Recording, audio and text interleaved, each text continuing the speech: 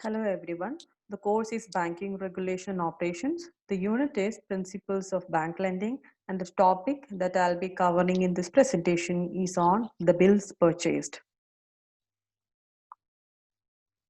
So let's see what is the concept of bills purchased. Bills purchased in trade finance allows a seller to obtain financing and receive immediate funds in exchange for a sales document not drawn under a letter of credit. So the bank will send the sales documents to the buyer's bank on behalf of the seller. For bank, these are assets. The bank holds them as holder for value and not as agents of the customers. So it is a short-term financing requirement for exporter under clean collection. So in short, in cases where letter of credit is not available or not applicable, that's when the bills purchased comes to the rescue of exporter in the form of a short-term financing. Okay, so this is a short-term financing option available to the exporters, which is in lieu of the option of letter of credit.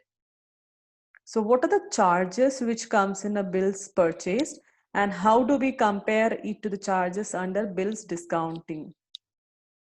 In case of purchasing of bill, the charges are less because the bank can collect the payment immediately by presenting it before the drawee for payment.